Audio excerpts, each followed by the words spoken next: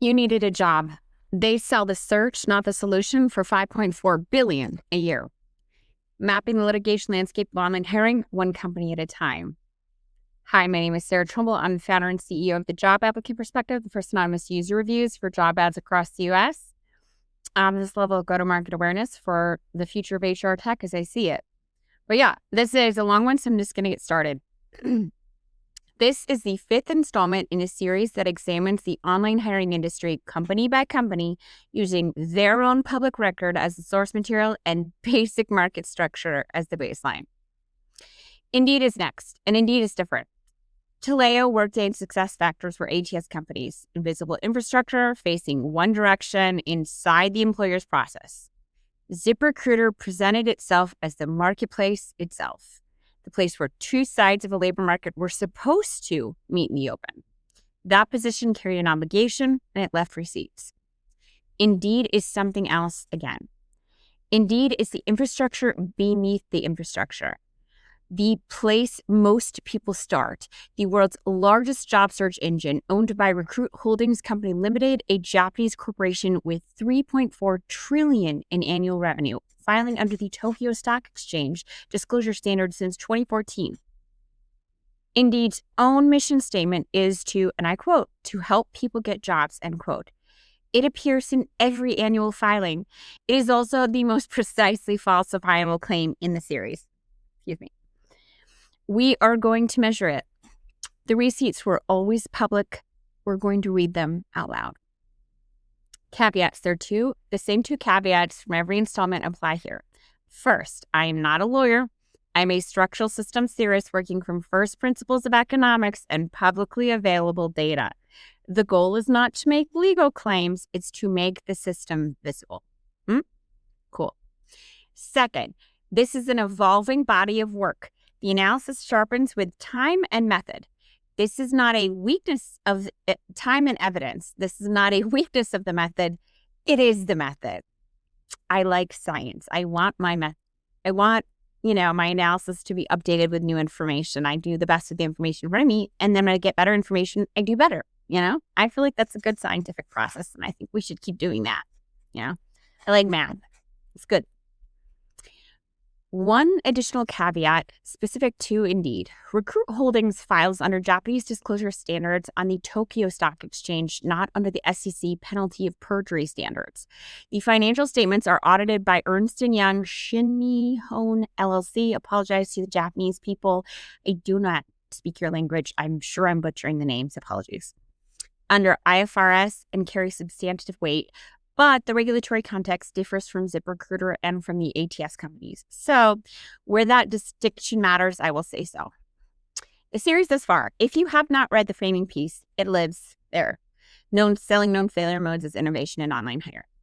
Installment 1 is Taleo, 2 is Workday, 3 is SuccessFactors, 4 is ZipRecruiter, and this is Indeed. The 4 other ones are visible on YouTube. We're also on Substack, wherever you're watching this. Who this is for, job seekers. You applied, nothing came back. You applied again. This piece documents why, in the company's own audited financial statements, that silence was not an accident. Number 2, small businesses, you were paying for access to a candidate pool, the platform engineered to be overwhelming, and then paying again for the tools to filter it. That is not a marketplace. That is a design. Yeah. Municipalities, the entity collecting the fee is not the entity carrying the cost of extended search, foregone tax revenue, and safety net utilization. The source of your frictional unemployment is now traceable. Yes. Legal practitioners and economists, 5 installments, 5 public records, 1 consistent architecture of harm. The evidentiary record is now the longest in the series. The case construction is yours. Yay, I'm happy for you, excited for you. Journalists, the largest search engine in the world, a decade of audited filings, a revenue recognition note that quietly dropped the word application between one fiscal year and the next, while the mission statement continued to say, quote, help people get jobs. The glitch narrative does not survive contact with the footnotes. And just because they've already done it on LinkedIn, I have to tell everyone, I really do like game theory. And I want everyone to know that I made sure that everyone on LinkedIn knows who follows me that I was making this clear to everyone. The different journalists, I haven't named any particular names, but I want everyone to know that everyone knows that multiple journalists are following this. Nobody's wrote yet. So I'm kind of curious who's going to be last to say something. How many companies, I have a bit of a bet with a friend of mine, how many companies have to get through before a newspaper publishes, an actual newspaper. So it's not just me. I don't have I'm kind of niche. I don't have the standing of one of the major papers. But I'm curious how many companies I get through. And I'm kind of curious how often I have to play stag hunt or prisoner's dilemma with people before somebody moves to them. Who's going to be first and who's going to be last? I have another bet too on that one. Regardless, we'll find out. Popcorn. See if my bet's right. And guesses. Okay. Yeah. But honest to God though, happy Pulitzer. You're welcome. Thank you. What a real two-sided market would require. The measuring stick has not changed. It will not change. That is the spine of the series. The most important thing to realize about a two-sided market is that it has, in fact, two sides. I know, it's cool. A functioning two-sided market requires, at minimum, that participants choose the experience they're purchasing, confirm that their payment landed as intended, and give feedback to vendors, the platform, and other participants about what that experience was actually like. These are not features. They are the baseline of any two-sided market. In the online labor market, employers are purchasing access to talent with money, and job seekers are purchasing financial security with their time. It's kind of like the stock market, but for the working class, This, and the SEC would shut it down in a heartbeat, am I right? Thus, they do not need identical tools because they do not have identical outcomes. They don't. Employers want talent. Job seekers want to not starve, It's different. Symmetry in the basic infrastructure of participation, though, it's important. But without these features, there's no market. Only a platform extracting value from both sides while being accountable to neither. I call this trust versus trust theater. Trust theater, you only have to please the employer side of the market, which is like 2% of the stakeholders, 2% of the users. It's a lot cheaper than having to build trust for the entire market. You know what I mean? But you get to the perception of trust without the functioning of, and that profit with the trust versus trust theater. Anyway, without features, there's no market. It's a platform extracting value. You get to extract value, but you just offload responsibility on the people that you taught employers not to trust. Yeah. Indeed's own filing describe it as a global two-sided marketplace. I quote it, a global two-sided talent marketplace. Yeah, that's not a modest claim. Taken seriously, they imply exactly the standard above. We will measure them against it using their own words from their own audited documents filed with their own regulators. Yeah.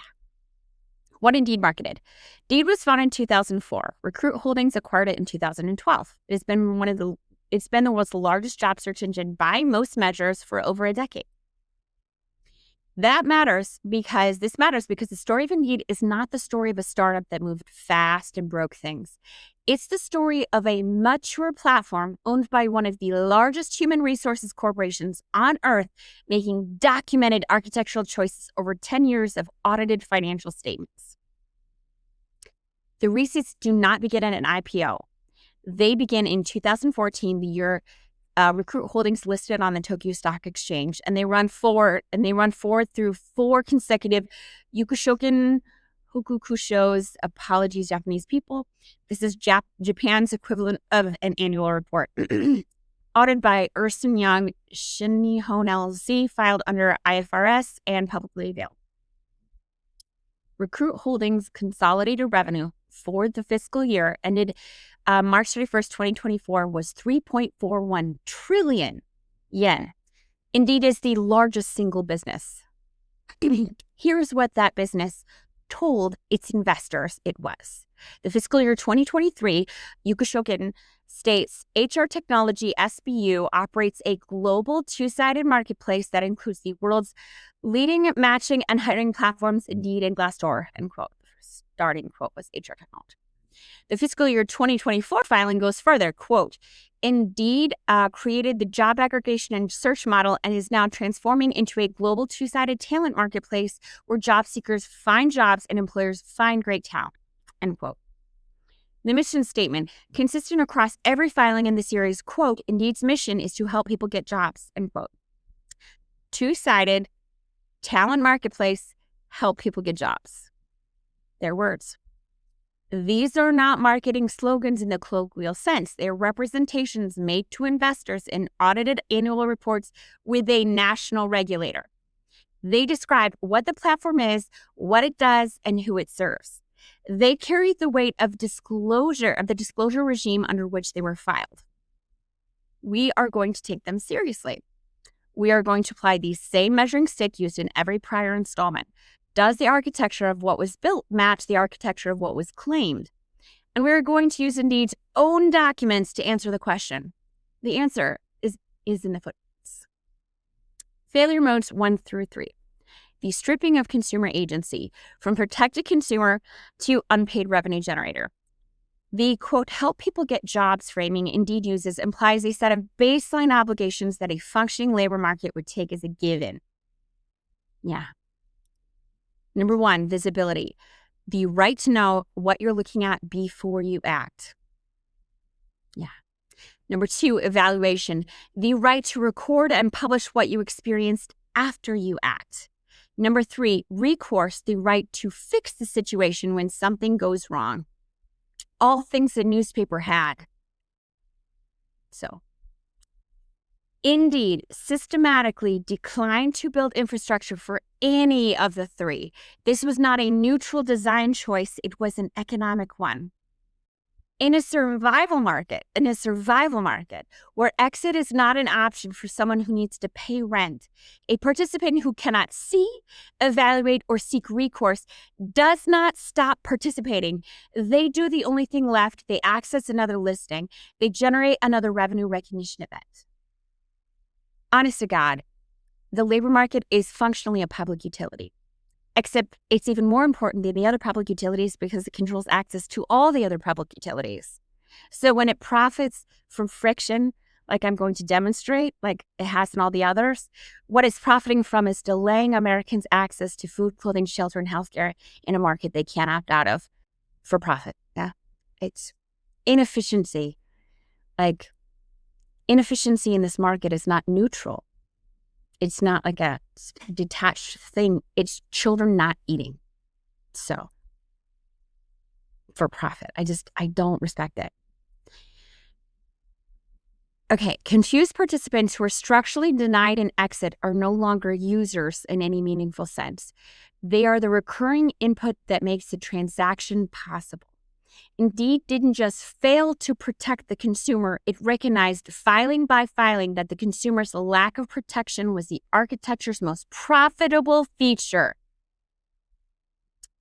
I'm going to demonstrate with my design, I hope I demonstrate it, that actually it's not that it's the most profitable way to design a market, it's just that it's the most profit with ease way to design a market. I can make some money by doing nothing because them being scattered and afraid means I can still make profit because they can't leave. Or I can make some money by doing something like I'm going to do. Mine is a better version. But regardless, them doing nothing was the most profitable feature after that. Now they can't change because they're trapped. To change is to admit what they've done. Failure mode 1. Let's go through it either way. Failure mode 1, the market for lemons. You really shouldn't just believe me because I'm passionate. You should believe me because I can demonstrate facts that support my claims. So I'm allowed to be passionate, but I'm not allowed to be not factual. I need to be factual too. Failure mode 1, the market for lemons. Indeed's earliest filings describe the product accurately. The fiscal year 2014 annual report calls Indeed a, quote, job aggregator search site, end quote. A platform that pulls listings from multiple sources and presents them through a single search interface. By fiscal year 2023, the English language filings no longer use that word. Indeed is now a, quote, global two-sided talent marketplace, end quote. The product did not change. The inventory still arrives from the same channels. The framing changed, and with it, the obligations the label carried. A marketplace implies symmetry, two parties, each with visibility into what they are transacting. We described it above. Indeed, documented the rebranding as a competitive positioning choice. What it did not document was any new disclosure mechanism for job seekers that would justify the upgraded label. The taxonomy shifted, the opacity held. Everything below is a consequence of that choice. First, is this job safe and real? The origin problem. Indeed's filings describe a listing inventory fed by three distinct channels. First, public sources, web scraped. Second, ATS integrations. And third, direct employer posts from the fiscal year 2024 Yukushoken. In search results, these channels are structurally indistinguishable to the job seeker. Indeed knows at the listing level whether a role was intentionally posted by an active employer or passively scraped from a third-party source that may have no active monitor on the other end. That provenance is structurally documented for investors. It is not disclosed to the person submitting their resume. Indeed built the infrastructure to distinguish an intentionally posted role from a passively scraped one from a potentially very unreliable source. It chose not to surface that distinction to the people gambling their personal data on the answer. Number 2, is this one job or 20? The inefficiency admission. Assume the listing is real. Okay. Assume you know there's an employer at the end of it that the job seeker actually wants to reach. The job seeker still cannot navigate efficiently because Indeed built the tools to do so for employers only. Think about what a job seeker's purpose in the market is to be able to move as efficiently as possible on that space in order to find work as quickly as possible. They don't want to waste 10 extra hours doing 10 extra things they didn't have to do. Indeed doesn't make it easy for them. Watch it. What I'm trying to say is, that's what I'm summarizing here. I'll say here. The question job seekers cannot answer, is this one of the 20 near identical listings from the same employer? Is it real this time or is it evergreen again? Is it a unique job or are they hiring in 5 locations? Do I have the best shot of getting seen by applying one time or 5? Are all questions Indeed, these are all questions that Indeed has the data to answer at the listing level. They chose not to surface that information to the person who needed it most. Indeed's own employer policy documentation acknowledges the harm directly. Quote, posting the same job multiple times can make it harder for candidates to know which listing is current, end quote. They documented the confusion, they wrote a policy against it, and then they built no mechanism for job seekers to detect when it happens anyway. No flag, no filter, no alert that this role appears 17 times under different titles from the same employer. Despite the fact that evergreen roles are now a well-documented and well-reported on phenomenon across the major news medias. A sign, this reminds me from college parties, a sign that says no drinking at a frat party where no one checks IDs is not a safety policy. It exists so the host can point to it. Indeed's duplicate posting guidance functions the same way. Readable by regulators and investors, not actionable by the people it claimed to protect. Indeed's policy says not to do this. Indeed's architecture makes it frictionless to do anyway. Those are not intention. The goal isn't efficiency and solutions for the workforce. It's the perception of it. But the deepest evidence of this asymmetry is not in what Indeed failed to build. It's in what they chose to measure and who that measurement describes. Indeed has a stated corporate goal of reducing the time it takes to get hired by half. Starting in fiscal year 2023, the company focused its measurement on, quote, time to hire for employers, end quote, defined as the days elapsed between when a job is created on Indeed and when the first hire is reported. That number, as of fiscal year 2024 reporting, is 41 days. Indeed presents this as a description of how hiring works on its platform. It is not that. It is something far more specific and far more misleading. That's a good one, though. I was amused by this one. But really, though, seriously, time to hire from place onsets. By Indeed's own reported figures, 23 hires per minute on Indeed against 350 million unique monthly visitors, 23 hires per minute from their fiscal year 2023. The 41-day time to hire metric describes the experience of a fraction of 1%. It describes nothing about the experience of everyone else. They have a 99.7% dead weight loss in the market. Indeed's own filing notes that even this number is incomplete. The hires per minute figure may not represent all hires facilitated by Indeed. And we not start the quote. Counting only hired signals the platform can detect. The 41 days measure when the employer received a hire. It is survivor data. The casino surveyed the winner on their way out the door and reported the jackpot as the average experience. Job seekers and employers, this is what they don't understand. Job seekers and employers do not share the same reference frame in the job market. They only share the same system. They share the same system. The time it takes for a slot machine to yield a winner is not the experience of the millions of people wandering the floor, pulling levers that are not connected to anything.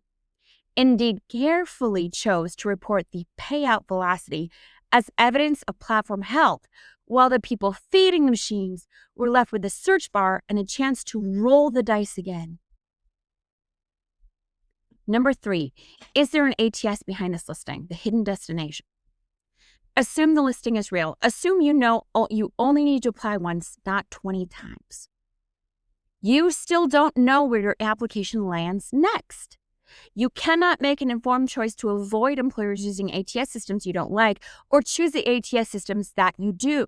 These are not equivalent experiences, as has already been demonstrated in previous installments about Taleo, SuccessFactors, and Workday. Indeed's own support documentation describes 2 distinct destinations for a job seeker's application: Indeed's own candidate management dashboard or the employer's applicant tracking system. For job seekers, the support page about job seekers on Indeed states the difference plainly. For externally sourced jobs, quote, Indeed will redirect you to the employer's applicant tracking system, their ATS. On the employer side, Indeed's ATS integration product page describes the same handoff as a feature. ATS sync integrations seamlessly transfer job and candidate data between Indeed and your ATS. Seamless for the employer, undisclosed to the candidate. The more you do not allow job seekers to make informed choices about the hiring process they want to be a part of, the less you have functional hiring processes. It's a gamble. It's a slot machine. It's not confusing. I'm just confused why so many people forgot math. Basic math. This isn't how a market works at all. The consequences of that handoff are also documented by Indeed, but only for job seekers who know how to look. About Jobs on Indeed states that for applications routed externally, you won't receive communications from Indeed about your application status, which system received the data, whether it was monitored, whether anyone is watching. None of that is disclosed at the point of application. This is equivalent to grocery shopping and having to go to a private library across the street to know if cereal you are purchasing contains something you're allergic to. You're hungry, you're in the grocery store, but the label doesn't exist on the food that allows you to eat. It's nonsense. Whether your application enters a monitored workflow or a queue that no one has checked in 6 months is a material fact that Indeed possesses and refuses to share to the workforce. The handoff is invisible by design. Indeed markets the sync to employers as a bridge, while the job seeker discovers it is a trap door. The exact moment the platform's transparency and status updates simply cease to exist. Number 4, and even if all of that is true, are you even on an independent platform? This is the question that did not exist for ZipRecruiter. The first 3 sections assume you're a savvy user making informed choices on a neutral surface. Section 4 removes that assumption. Through Recruit Holdings, Indeed actually operates within an ecosystem of platforms that share infrastructure, inventory, and monetization logic. Indeed can tell you if a listing you're looking at also appears on another platform they own or control. The same way LinkedIn sometimes surfaces that a role is posted elsewhere, they do not. The job seeker believes they are comparison shopping across independent sites. In some cases, they're walking through different doors in the same building, looking at the same listing, generating revenue for the same owner without any of that being disclosed. Indeed identified this structure clearly enough to file it with Japanese regulators. No corresponding disclosure was built for the job seeker. The platform used the truth to satisfy one regulator and left the duplicated inventory on the shelves for the workforce to navigate. The logic that doesn't logic on this economic behavior is wild. Purple spaghetti monsters, all of this economic logic. The revenue of opacity. This white labeling is information asymmetry at its purest form. By hiding the product's taxonomy of type of listing it is, where it came from, where it goes when you apply, and whether you've already seen it under a different label, Indeed created the exact conditions that George Agerlof warned about in his Market for Lemons. And they put the evidence in statutory filings across 2 continents. The systemic incompetence that has allowed this to exist at all is breathtaking. When their profit stream is job seeker time and attention, helping a job seeker pay rent and feed their families is not the goal. Being perceived to help them do that is. Perception, not reality, is where the profit in this model lies. Failure mode 2, the marketplace review infrastructure failure. I like this one the best. The baseline, Amazon, Etsy, and the rules of the road, because it's so obvious in real life too. The emperor has no clothes, you know? If failure mode 1 is about what job seekers could not see before they acted, failure mode 2 is about what they were prevented from evaluating after. Indeed operates a marketplace. That is their own words. In fiscal year 2024, they described themselves as, quote, a global two-sided talent marketplace. Their words. Two-sided is not a vibe. It is a structural claim. It implies that both sides have the tools to participate meaningfully and protect the market's integrity. Amazon does not write product reviews. It builds the infrastructure so buyers can warn others about a lemon. Etsy does not vouch for every seller. It publishes seller ratings so the market can self-discipline. The intermediary's job is not to guarantee the outcome, but to make the transaction legible. Like, that's their job. In every other sector of the internet, a marketplace that hides the buyer's experience is called a black market. Indeed, like ZipRecruiter before it, calls it simplifying hiring. Of course there's ghost jobs.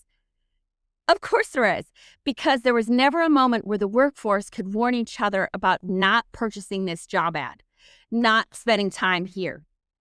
Of course, this is the greatest misallocation of talent in economic history, because the job seekers could not warn each other, because this is not a marketplace. It has not been. The receipts of asymmetry, it's just the newspaper never operated like this. They always had user reviews. Like, it wasn't unilateral governance. It's the problem. The receipts of asymmetry, what was built for whom?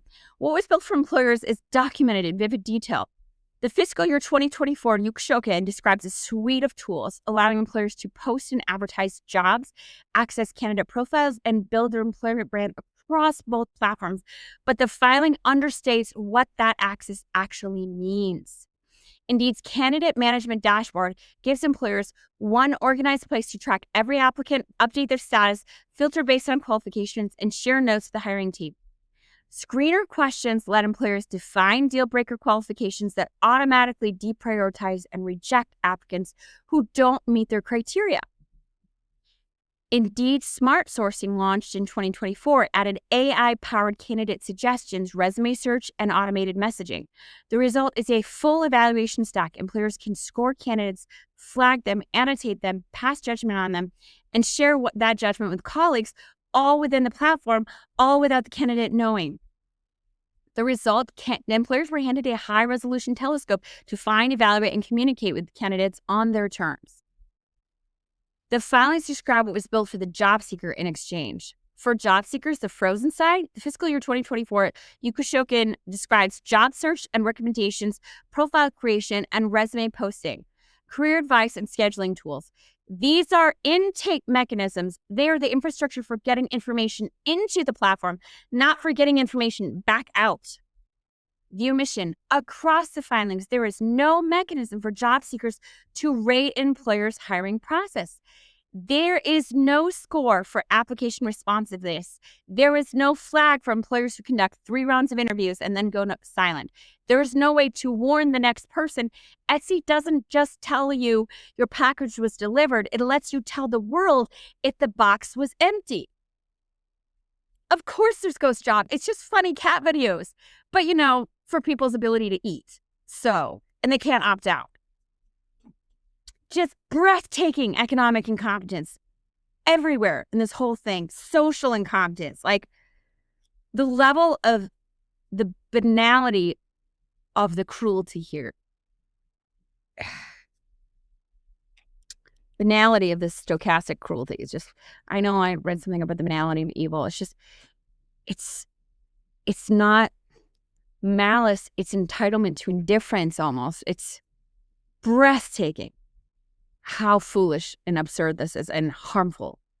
So, like, economic and psychological violence at scale, let alone the violence of having done it in the first place and then gaslighting the rest of the workforce for the harm that you inflicted upon them. Just breathtaking to me. Sorry, I'm passionate. I need to be passionate, but I need to continue with the facts. The transparency charade. In June 2018, Recruit Holdings acquired Glassdoor. At the time, a platform with 60 million users, 40 million data points, and a founding premise that people deserve to know what they're walking into. The fiscal year 2024, Yuka Shokin describes the result as giving job seekers access to, quote, billions of company ratings, reviews, and salaries to help them make informed job and career decisions. You might guess where I'm going with this. The mission statement Glassdoor carries to this day, quote, to make work life better together. Oh, so it's very good. It's like that no drinking sign. This is a category error dressed as a mission. Glassdoor describes the quality of the prizes at the back of the casino. It does not evaluate whether the slot machines on the floor are rigged. Reviewing a company culture tells a job seeker about the destination, but it provides zero transparency into the integrity of the transaction required to get there. By decoupling the workplace review, Glassdoor, from the job ad, Indeed, Recruit Holdings ensures that the hiring process itself remains unregulated and unvetted. They are marketing the transparency of the prize to distract from the fact that they are monetizing a game where the job seeker cannot see the cards, verify the odds, or report a dealer who never intended for them to let them win. The data-driven choice, the void is not technical. The evidence for that is inside Glassdoor's own product. Glassdoor already built a review category for people who went through a hiring process. The interview candidate submission asked about the experience, the difficulty, whether an offer was received.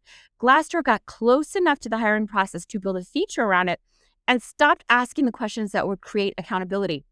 It does not ask whether the recruiter who scheduled the interview was a third party. It does not ask whether the candidate was told why they weren't selected. It does not ask whether the employer communicated at all after the final round.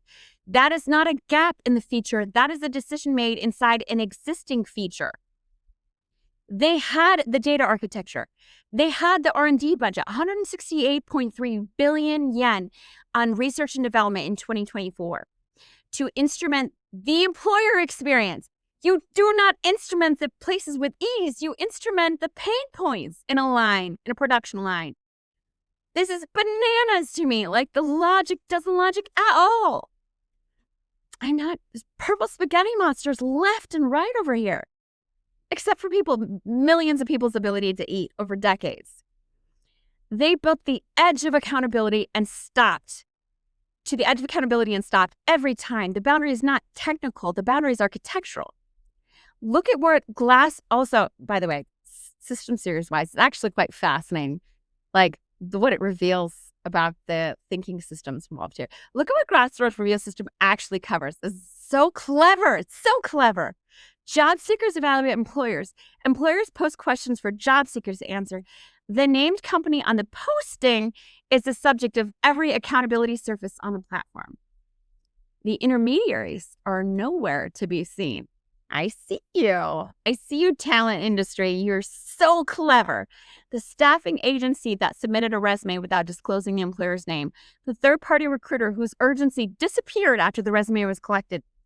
The ATS that filtered a candidate out before a human saw their materials, the subcontractor whose incentive is placement volume, not candidate outcome. These actors control the most consequential moments in the job seeker's experience, and they do not appear on any review surface Glassdoor has ever built. This is not an oversight. The entire architecture of online hiring is organized around not surfacing these actors publicly. The named employer is the prize on the wall. The intermediaries are the slot machines. Glassdoor built a review system for the prizes. These slot machines of hiring are reviewed and regulated by nobody. And the slot machines would very much like to keep it that way. Truth is true. Did Vegas build vending machines or slot machines?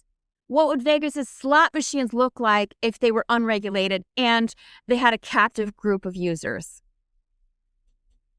The economic absurdity of this marketplace is off the charts. The civic absurdity, the social absurdity.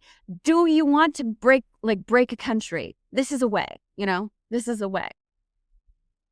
Reveal. The result is exactly what the filings document through their silence. Employers received instrumentation, time to hire metrics, AI-powered candidate scoring, smart sourcing analytics, and a platform that managed their reputation while they slept. It shouldn't be managing a reputation. That's not making a transaction legible. The measurement infrastructure built for one side of this marketplace is by any standard world-class, less than 2% of its actors. Job seekers received enticement to spin the wheel again, pull the slot machine lever again. Recruit Holdings calls this a two-sided talent marketplace. It is a hope casino with well-described prizes. The salary data is real. The company ratings are real. The prizes on the wall are real. The machine that determines whether you win is unregulated, unmonitored, and deliberately kept that way. The house always wins. The house is not the job seeker. Failure mode 3, for the record, it's not the employer either. They just don't know it and just offload responsibility. Onto the workforce. Breathtaking. Failure mode 3, the emergency brake that wasn't there. Failure mode 1 is about the blindfold, pre-action. Failure mode 2 is about the gag order, post-action. Failure mode 3 is about the total absence of an emergency brake. Every complex system fails. It's a given. Keywords misfire. Listings are fraudulent. Applications disappear into third-party ATS black holes. Data is harvested by actors who are never hiring anyone. Perfection is a myth. It just is. That's why I like science, recursive learning. Sometimes being wrong, but doing your best with the information in front of you, and then when you get better information, doing better. Adjusting, adapting. A healthy system adapts. Brittle systems double down. Doubling down is such a sign of weakness. Adapting, metabolizing new information and adjusting with it. Applications disappear, not always adjusting, but sometimes disappear into third-party ATS black holes. Data is harvested by actors who are never hiring anyone. In a functioning marketplace, the response to a system failure is built into the system. There is a dispute mechanism. There is an escalation path. There is somewhere to go when something goes wrong. Yeah. In Indeed's architecture, that infrastructure exists for one side of the market. What Indeed built and for whom? Indeed affirmatively describes in granular detail what was built for the employer. Employer support and fraud reporting, a dedicated escalation path allowing employers to report fake applicants, suspicious behavior, and account issues directly to Indeed's trust and safety team, with named support contacts and resolution workflows. Billing dispute infrastructure, a documented recourse system for employers facing incorrect charges, including account review, credit insurance, and escalation to support managers, with Indeed's own terms stating refunds are processed at their discretion. Fraudulent applicant detection tools, candidate management filters, screener question automation, and smart sourcing specifically positioned as defenses against bot submissions and fake applications flooding employer pipelines. The result, the employer's experience, including what happens when something goes wrong, is documented with the precision of a product roadmap. Now read what it built for the job seekers when something goes wrong. A report job button that lets job seekers flag fraudulent or fake listings with the explicit caveat that reporting a job does not guarantee you will take action. For identity theft resulting from scam listings, Indeed's own support page directs job seekers to report to the FTC, an external federal agency, not to any internal recourse pathway. Of course, we have ghost jobs. Amazon doesn't make you report to the FTC. They take care of it because they're a marketplace. This is an economic oil rig. Destroying the country. They just industrialize the collapse of a utility that controls 100 million people's access to every other utility. Like, bananas.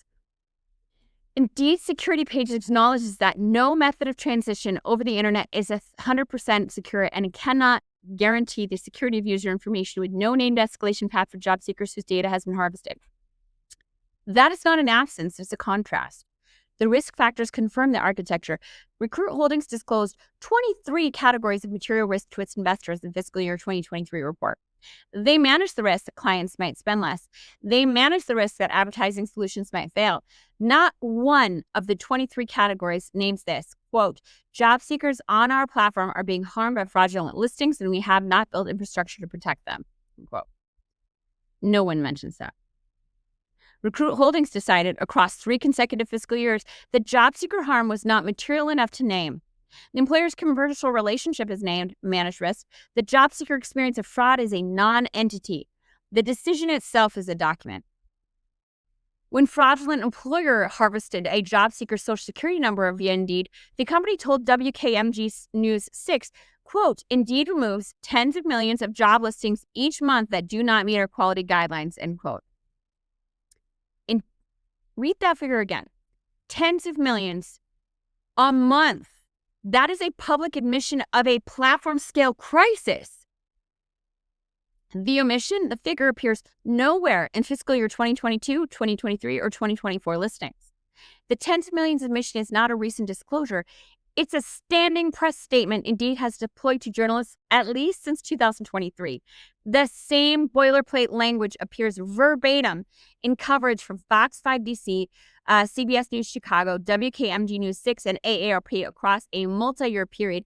Indeed knew the scale of the problem, had language prepared for when journalists asked about it, and deployed that language consistently. What they never did was put that number in a securities filing. The company maintained 2 parallel disclosures of a reality, one for journalists asking about harmed job seekers and one for investors evaluating material risk. The cleanup was documented for the press. The infrastructure of protection was never described to investors. What the public record built instead, because the platform, unlike an actual marketplace, built no recourse infrastructure for job seekers, the public enforcement record is now filling the void. The explosion of scams. Reports of job agency scams nearly tripled from 2020 to 2024, with losses jumping from 90 million to 501 million, FTC Consumer Sentinel Network data book in 2025. I would argue that's pretty low. Jay Jones took down 30,000 fake jobs by himself on LinkedIn. Like, it's definitely low. But regardless, it's kind of like SA. Job scams are like SA. About a third of them get reported or whatever. Like a 6 of my A's. It's nothing. Regulatory escalation.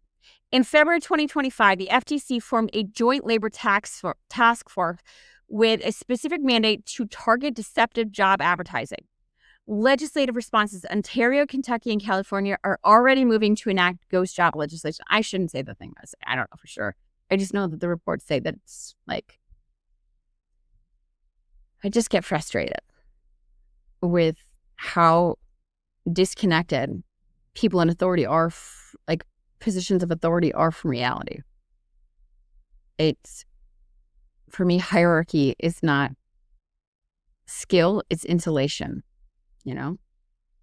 Legislative response. Ontario, Kentucky, and California are already moving to enact ghost job legislation. The legal autopsy in November 2025, Columbia Law Review by Daniel J. Grimm argues that ghost jobs represent a systemic harvesting, of personal data with no reciprocal benefit. The platform collects the access fees. The employer collects the resume data. The job seeker got nothing. Regulators are now building the emergency brake. The platform declined to install. Like, of course there's ghost jobs because this isn't a marketplace. Because marketplaces allow the transaction to be legible, and Indeed does everything but that. They allow transactions that aren't legible. The structural reveal, marketplace versus directory. An Amazon customer who received a counterfeit product has a claims process, a dispute resolution mechanism, and a refund pathway, let alone they can tell the other customers not to buy from this vendor. These are the structural integrity of a marketplace. A job seeker who hands their social security number to a fraudster on Indeed has a report job button, which the platform's own support page notes does not guarantee action will be taken. The company told a journalist it removes tens of millions of listings monthly. It told investors nothing. That is not an omission, it is a design.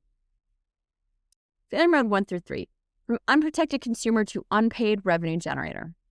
These 3 failure modes, taken together, produce one of the most textbook examples of George Akerlof's market for lemons in economic history. Documented in filings with Tokyo Stock Exchange and actively controlling millions of people's ability to eat. In reality, I think it's not that surprising that a systems theorist came into the field to do this. There's second order cybernetic stuff, talks about Argus and Schoen, talked about it, close the feedback loop. The people inside can't see it. I can because I'm not on the inside. That's why I can see it. It's not like I'm not a person and I couldn't fall into the same thing. It's not like I wasn't not paying attention before I was in here too. So I'm brutal about it because I'm frustrated because I do see it. But when you see the wildfire, you get so annoyed when people are not doing anything about it. Okay. Failure mode 4 and 5, the revenue architecture built on top of that removal. The first 3 failure modes describe what job seekers lost access to when hiring moved online. What follows describes what was built in the space that removal created. Failure mode 4 and 5 are revenue architecture that required the first 3 to function. The opacity was not incidental to the business model. It was load-bearing. What Indeed, built on top of it, a filter in a matching market. In a market, it claims the matcher. And a volume engine running bidirectionally from both ends of the market simultaneously only works at scale if the consumer cannot see clearly enough to push back. Failure mode 4, the filter that called itself a matcher. There is a structural difference between a matcher and a filter. A matcher succeeds only when a fit happens. It is paid for the outcome. A filter succeeds when volume is processed. It is paid for the churn, regardless of what emerges on the other side. Indeed's audited financial statements confirm that while the mission statement describes a matcher, the revenue architecture is built for a filter. Yeah. One of the good matching related to ATS ARM. I've a friend entrepreneur named Antonio Specchi. I pronounce his name poorly too. I apologize, Antonio, but he is doing great work with applicant relational management. ARMs, he calls them. It's pretty cool. They're doing research at the University of Molise. Excited for him. Excited to watch his stuff develop. Anyway, the forensic trail, the application anomaly. The most damning evidence is found in the evolution of Indeed's revenue recognition notes, audited by Ernst & Young Shihun LLC. For a decade, the trigger for Indeed to get paid has been access, not outcomes. Filing history reveals a precise and telling arc. And this is being generous as is. Fiscal year 2024, as a job aggregator, revenue is cost per click. Fiscal year 2021, Note 21 states revenue is recognized when the user accesses the job info. Fiscal year 2022, the language briefly changes to accesses or submits an application. This is the only time the word application appears in the revenue note in 10 years. Great you, application is not outcome, but it's moving-ish in that direction. Fiscal year 2024, the word application is scrubbed. The note reverts to access alone. The reveal, the application was not a commitment to outcomes. It was a one-year anomaly. Indeed did not retreat from accountability. It simply returned to its baseline. The platform is architected so that the hire is never the profit stream. The search is. I have to say it before I'll say it again. Why would they employ the workforce when they make so much more money working for Indeed for free? You know, the math of the churn. Indeed gestures towards outcome with a single KPI, hires per minute. In 2023, they claimed 23 hires per minute. But the filing's own footnote admits this number is incomplete, self-reported, and partial. When you set that self-reported success against the platform's total volume, the filter's true efficiency is exposed. Annual hires, 12 million. 23 hires a minute is 12 million hires. Annual visits, 350 million visitors a month. That's 4.2 billion visits. The conversion rate is 0.3%, according to them. The analysis, for every 350 people who access Indeed, triggering revenue for the platform, only one was hired. Indeed recognized revenue on 100% of the 4.2 billion visits. It tracked higher on less than 1% of them. Job seekers recognize value on less than 1% of their visits with Indeed, while Indeed recognized value on 100% of its 4.2 billion visits with job seekers. That number is not a market failure. This is according to Indeed. This is not a market failure waiting to be corrected, and the filing documents exactly why it stops there. Why it doesn't stop there. Why it stays there. Sorry, stays there, not stops there. The Nash trap. Like in previous installments, profits around filtering in this style of two-sided dynamics result in a non-converging equilibrium documented in the filing itself. The job seeker applies to everything because they are operating in an information vacuum. The employer is flooded with volume and purchases and needs filtering tools to manage it. Job seekers apply to more things with AI tools to be seen. Employers double down on filtering tools. The platform collects fees from the employer to solve a noise problem that the platform's own architecture created. Neither side is acting irrationally. Both are responding logically to a market whose information architecture was designed and documented to prevent coordination. The job seeker cannot see which listings are real, which ATS will receive their data, or whether the role exists. The employer cannot distinguish signal from noise without paying for tools to do so. The platform profits from both conditions simultaneously. There is no move available to either party that improves their outcomes without the other party changing first. That's why I like game 3. You don't win this type of game. You have to change the rules. The 0.3% is not a bug. It is the market clearing rate of a filter that was never designed to clear. Filters are not, that's not right. That's not how it works. A filter can be part of it, but it cannot be the profit stream. And not when it's asymmetric optimization is a Nash non-converging equilibrium. That's what it is.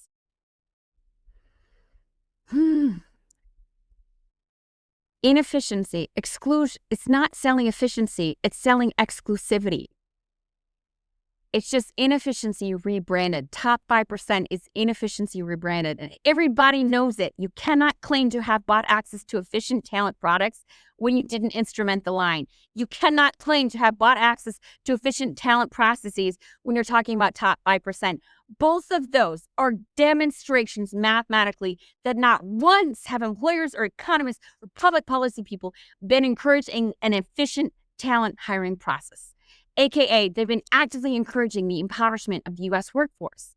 It is so breathtakingly, stupid, frustratingly, utterly foolish. A structural conclusion. The KPI architecture confirms the filter. Executive annual incentives are linked to EBITDA, EBITDA growth. Sorry, I'm coming from the outside. I do my best, okay? I don't have the right lingo. I have the right lingo, but not the way I'm supposed to say it. EBITDA growth, not higher quality. A matcher would build the infrastructure to prove it is succeeding. Indeed's filings document a platform that structured itself audit by audit, footnote by footnote to ensure it never had to find out. Profiting from destroying a public utility that has hundreds of millions of people's ability to eat. Failure mode 5, the efficiency that made everything worse. In 1865, the English economist William Stanley Jevons observed something counterintuitive about coal. As steam engines became more efficient, as the same amount of coal produced more work, total coal consumption did not fall. it rose. Efficiency lowered the cost of using coal. Lower costs meant more uses. More uses meant more coal. The efficiency gain was real. The conservation it's supposed to produce never came. Yeah. Jevons was describing a paradox about resources. The prior installment of this series applied it to job applications on the job seeker side. One click apply is the mechanism by which reducing friction increased volume, increased noise, and made the market less efficient while being marketed as an improvement. Again, I love this stuff. Like, it's fascinating to me, systems theory-wise. People marketing efficiency like as something that's obviously inefficient as efficiency, the ATS system. Marketing something obviously inefficient in Jevons paradox as efficiency, marketing transparency as the utter lack of transparency. Wow. Like, just upside down, and all of the instrumentation is utterly upside down and being marketed as the opposite of the thing it actually is.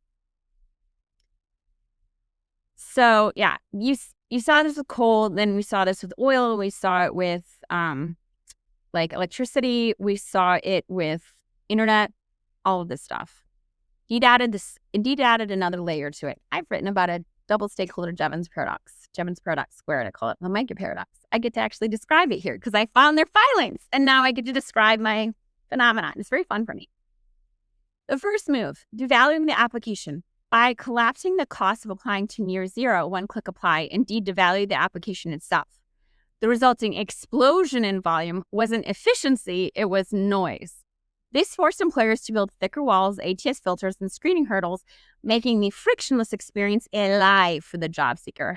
Yes, for employer too, but they just didn't know.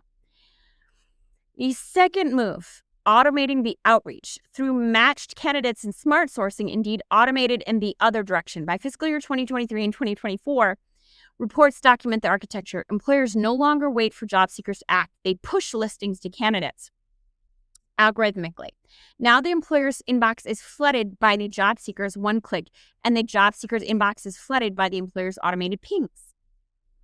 Efficiency interventions applied to both sides of the market do not cancel each other out. They compound into a collapse of market signal. Productivity half-life. According to Revelio Labs, the rate of hires per job posting has halved since 2019, dropping from 0.8 to 0.4. S&D's efficiency tools proliferated. The market's actual output was cut in two. The human cost, the Greenhouse 2024 report confirms the aftermath. 61% of seekers are now ghosted after the interview stage. Yeah.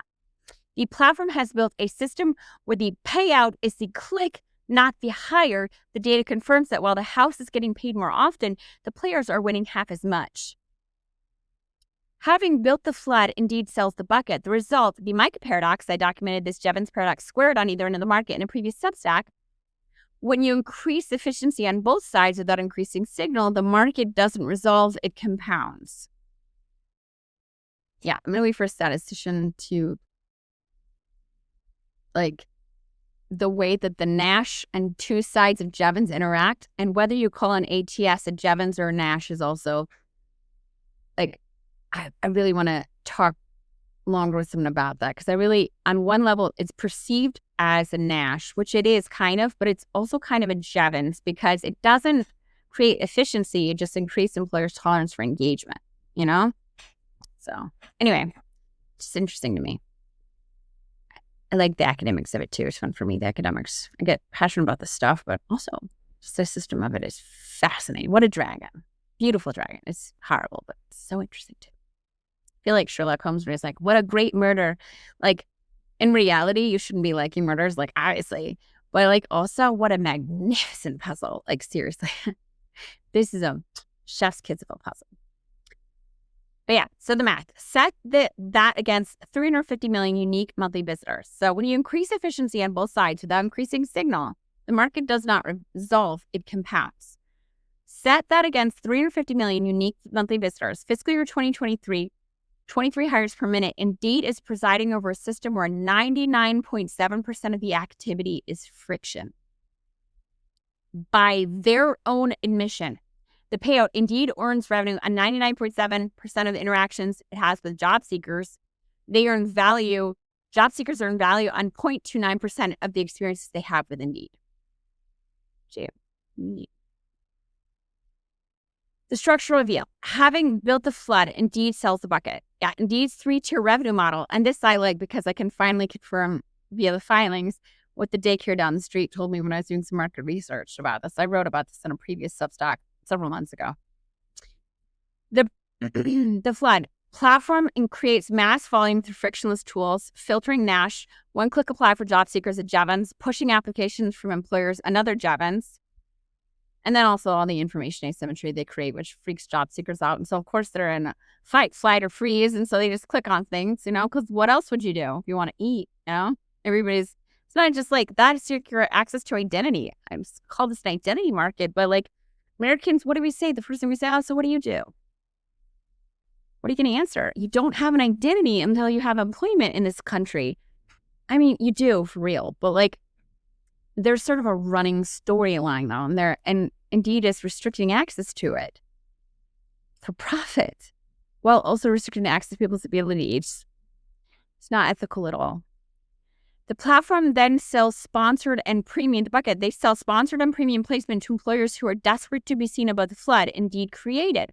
Fiscal year 2024 describes time to hire as KPI and notes that sponsored jobs produce 22% faster time to hire than free listing, while premium sponsored job produce 58% faster time to hire.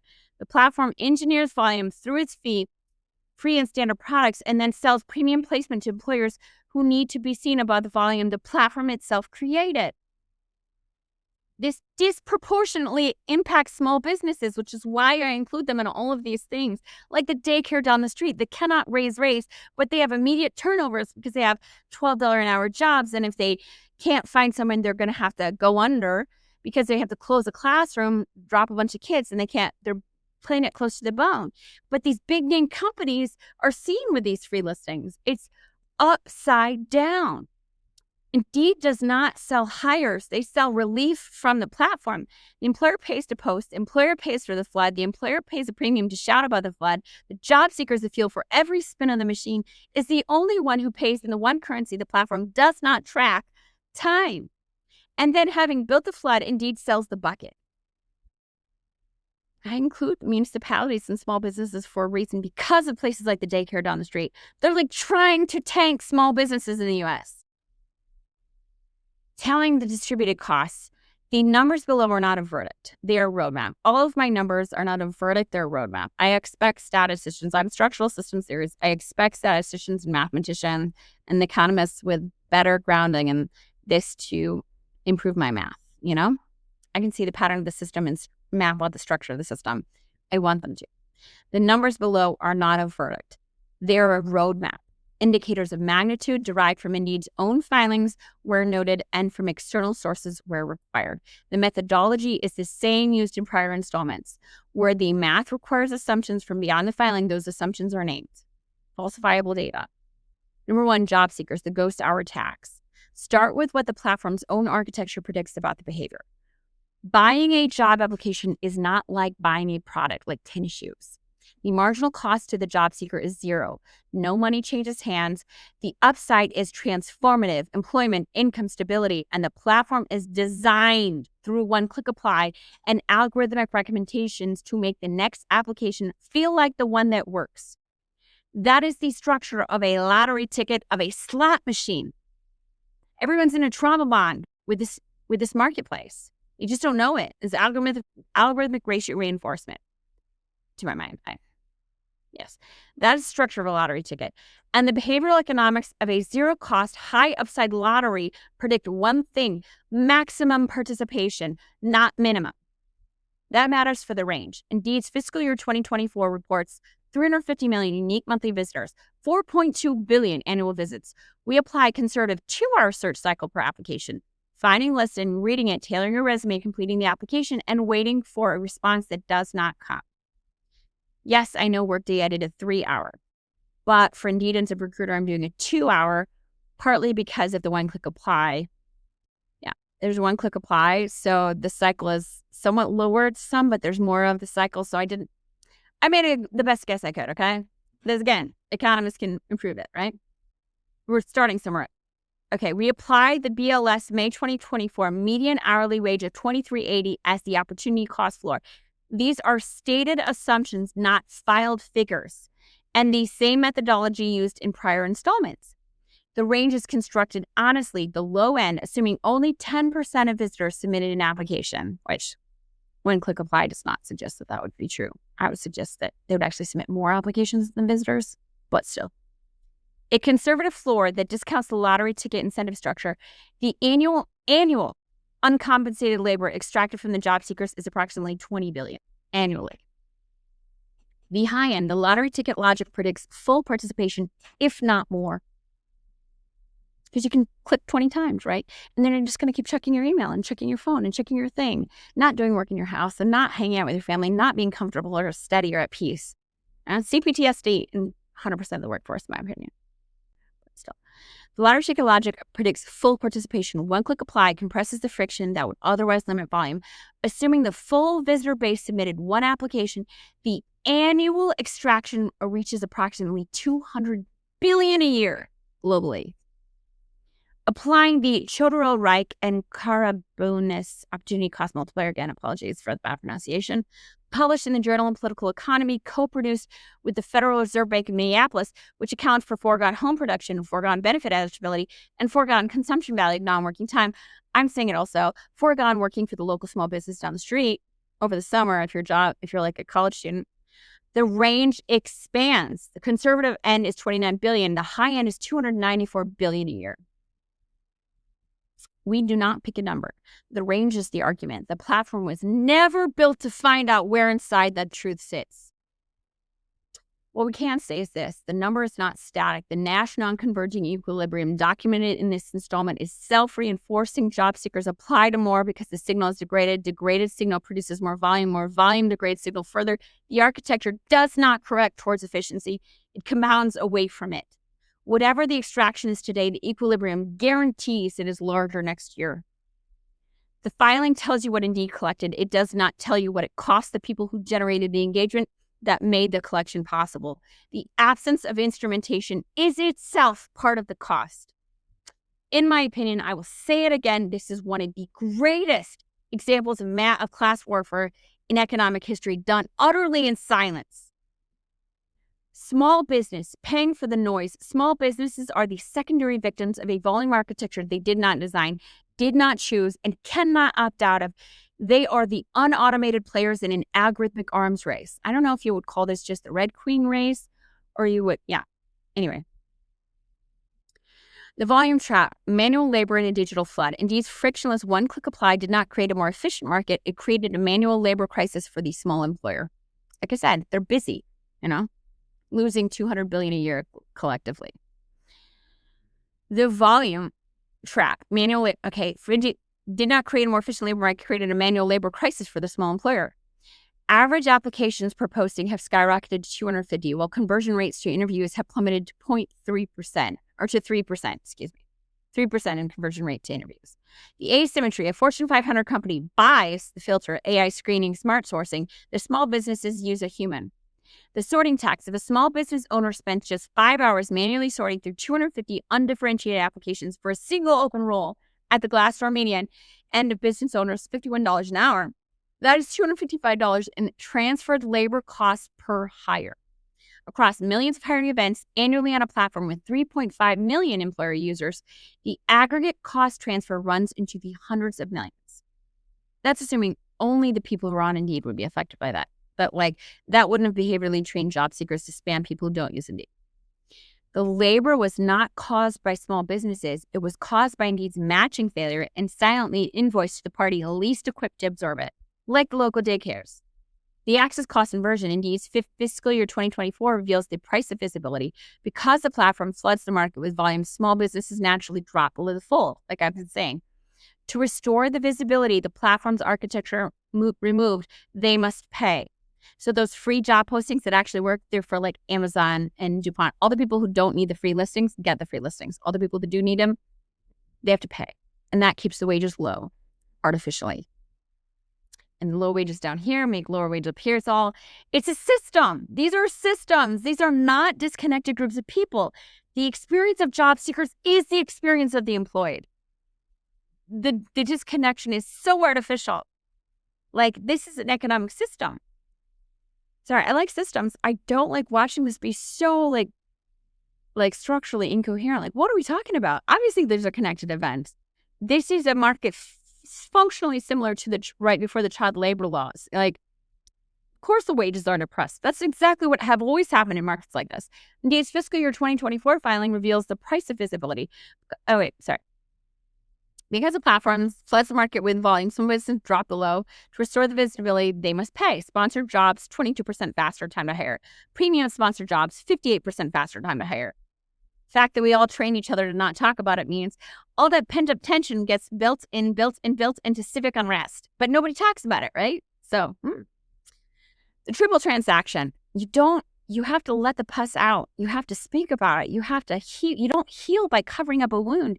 You heal by letting it happen. That's how it heals. The triple transaction, the small business pays to enter, absorbs the flood the entry generates, and then pays a premium to be seen above the flood. All of these transactions generate revenue for Indeed. None of them solve the problem. The market for lemons benchmarking blindness. This is Zaker Last market for lemons operating in reverse. A job seeker cannot distinguish because they don't tell you what's an ATS one and what's a real employer. A genuine harm hiring from an algorithmic one that system degrades. Job seekers cannot tell what they're looking at. The selection bias. Candidates default to whomever responded first, statistically the enterprise with an automated pipeline and management. Human solutions. Small businesses respond to an algorithm problem with human solutions, better wages, job fairs, better descriptions. These fail because they do not address the structural condition, a signal degraded by volume.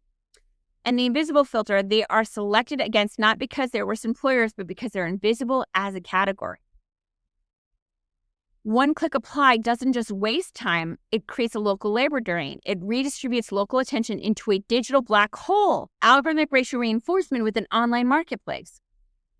Candidate attention is spread thinner and faster across more applications. Local employers, restaurants, contractors, retailers lose out because the candidate's finite working time is consumed by enterprise volume. You have a system that causes actively hundreds of billions in harm, collectively to the economy every year, and no one can shut it off except for the people who aren't willing to listen to anything. I was also in that boat before 2020. I don't know, maybe 2018, I was starting to be suspicious of the market, but 2020, and so I understand it's just really hard to watch people actively choose their own economic destruction because of spaghetti monster ideas. Ignore basic market reality. Local employers. So the result, the candidate is not more available to the community. They're trapped in a centrifuge, leaving nothing over for local market clearing. Small business owners are frequently still trying to solve an algorithmic problem with human kindness, unaware that the platform they pay monthly is the primary cause of their blindness, and it creates social tension between two groups of people who definitely need each other. But job seekers are taking it on small business employers, the only people they can engage with. Small business employers are the experience they're having with each other is true. The story they're telling about why that's happening is wrong because they don't understand what's happening between them. Municipalities, the downstream carry, frictional unemployment, the time people spend between jobs has a public cost that does not appear on Indeed's income statement. It is a macroeconomic leak where platform inefficiency is subsidized by the taxpayer. Okun's law calculation, every 0.1% increase in structural unemployment caused by search friction and market inefficiency rather than economic contraction represents a catastrophic loss of output. The magnitude, according to 2024 U.S. GDP figures, this friction corresponds to approximately $56 billion in foregone annual GDP, if it's only 0.1%, which for Indeed, it's probably much larger, but I can't say for sure. I don't have the statistics for that. It reveals the scale of the time tax being extracted from every town and city in the country. The leverager of friction, who wins versus who pays. What the platform collects, Indeed's business model thrives on access feed, premium ad spends, and massive data harvest. Every click and access event contributes to the reported revenue growth. What the municipality absorbs, the public ledger carries the weight Indeed leaves behind. It includes extended unemployment benefits, paid out while job seekers navigate ghost inventory. Local businesses struggling due to failure to find workers, depressed wages, and access cost inversion. Support structures for small businesses become strained and tax revenue decreases. Fraud across all of the major job boards too. Workforce board strain, public resource spent fixing a problem the platform engineered, lost tax revenue from the depressed wages across the employed workforce, as well as the people unemployed, as well as the businesses that don't make as much. The direct result of delayed hires, the hire that should have happened in a month or two, but happened in month 6. The give up, the permanent loss of productivity when a candidate exits the labor force entirely out of frustration. The platform that claimed to help people get jobs is not on the public ledger that carries the cost when they don't. Check the research. The failure modes described in this analysis draw on the same foundations work referenced in the previous installments. They are not novel. They are the kind of work that basic due diligence for a coordination market would reference. George Aker Loft Market for Lemons, John Nash's Non-Cooperative Games, Roche and Turol.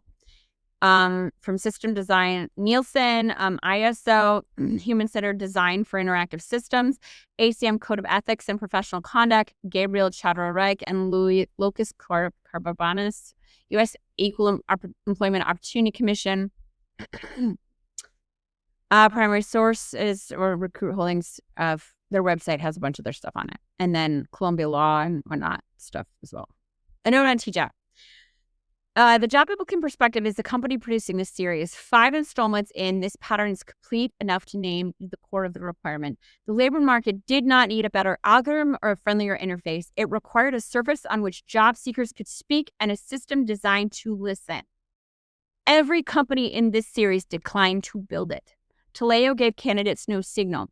Workday hid the system that gave them nothing. SuccessFactors admitted the product was broken and kept the fee meter running. ZipRecruiter built the noise engine and sold employers the bucket. Indeed acquired the world's transparency machine, pointed it in one direction, and quietly removed the word application from its revenue notes, while the mission statement continued to read, help people get jobs. Structural void. None of them solved the problem for the job seeker because to do so would have required building a mechanism for jobs the job seeker controlled. That surface is absent from every filing reviewed in this series. It was never built, not because of technological gap, not because of an economic gap. Everybody knows that's how you do marketplaces. Everybody knows, or else Amazon, Etsy, everybody wouldn't do that. They don't do that on purpose. Not because of technological gap, but because the clarity was the one thing the business model could not afford. Legible job seeker experience would have reduced the confusion that drove the volume that produced the fees. The TJAP strategy, starting from the other side. TJAP is what happens when you start from the opposite direction. We built a marketplace for the function of hiring, not the user experience of purchasing. Swear to God. Employers post what they need. Job seekers rate what they experience. Accumulated signal flows back into the market as information rather than vanishing into a platform's revenue model. That technology is not novel. Amazon built this for products. Uber built it for rides. Airbnb built it for staying with a stranger. The only thing missing was the will to build it for the person trying to feed their family. Also legit though. It's like Google Maps or the red road. Just because the road is red right now and players are ghosting right now, that doesn't mean the road is bad. It just means the road is busy, Go back when the road's green again. That's the way. And also, just because I don't like your hiring experience, it doesn't mean you're bad. Maybe I like coffee in your tea. I like oranges in your apples. So when I read a report from somebody, when I read a review on Rotten Tomatoes, right, somebody who didn't like a Marvel movie, I don't automatically think the Marvel movie is bad. I just think they didn't like it. That's all. They're not really a Marvel fan. So, it's sometimes you want to know what you're looking at. You want friction to some degree. It helps your HR. It saves you money if some people don't choose you. That's the good thing. That's the win, actually. Friction is not all bad. You want some level of friction because it helps you make informed decisions about what you don't want to do. Yeah. Accumulated signal flows back to the market as information rather than vanishing into a platform's revenue model. The technology is not novel. Amazon built this for products. Uber built it for rides. The only thing missing was the will to build it for the person trying to feed their family. Conclusion. 5 companies 5 public records, 1 pattern, documented across 4 sectors, 3 regulatory regimes, 2 continents, and a decade of audited financial statements. Millions of people described this accurately for 20 years. They said the jobs weren't real. They said the silence was deafening. The institutional response was to tell them to optimize their resume. Inability to reflect is so diagnostic. The filings prove they were right. The filing has always been public. The only thing this series does is find the version of the truth that the institutions wrote down themselves and read it out loud. Systems that profit from confusion like this do not voluntarily produce clarity. They can't. That changes only when the cost of silence exceeds the cost of change. I am aware that I'm being a jerk with my, prisoner's dilemma stag hunt games with journalists and investors and stuff. I'm sorry, but this is more serious than people liking me, This series is addressed to those with the leverage to apply that pressure. Job seekers who can organize against time tax by sharing insight. Small businesses who can demand a real marketplace for their spend, municipalities who can legislate against frictional harm, legal practitioners who can construct the case for deceptive practices, regulators who can enforce a standard of care. The evidentiary record is now 5 installments deep. The pattern's documented. The receipts are public for consultation and speaking. Yeah, you can stop. I'm open to consultation, so, Yes, we will continue as long as it takes. The set list is long and we take requests. For the record, I'm doing at least 1 staffing and recruit. I expect at some point the immune response of the system will kick in. Right now, I think the immune response is isolation, and if I didn't see it, I don't know. But at some point, they're just going to kick in. So I wanted to do a staffing and recruiting at least once to make sure the pattern's really set. For me, it's obvious that this almost functions as a secular religion, online hiring does, where people think it's blasphemy to question the God, I don't know. I feel like this whole the hiring God, but obviously it's just economic nonsense. A market is a market is a market is a market is a market. It is not a shrine ever. You're not priests of a shrine. You are academics of a market. You're public policy of a market. That's how markets work. This is how a system would work. This is a system. It's just Yelp. It's just Yelp, That's all. Actually not complicated. Build Google Maps. You can have engagement via trust and community too. You don't have to have engagement via desperation and gladiator games. You can just do engagement via trust. That's also possible. People engage on TikTok all the time and they're not buying anything. They engage all sorts of social media. They want to engage. You just don't have to make engagement via desperation. You could just make it via happiness too. Peace. It's an option. I'm just saying. Anyway, stay sane out there. Be safe. Be seen, everyone. And be kind to each other, please. The internet made the world into a snowstorm. You get through it by listening to people on the roads, So, cheers.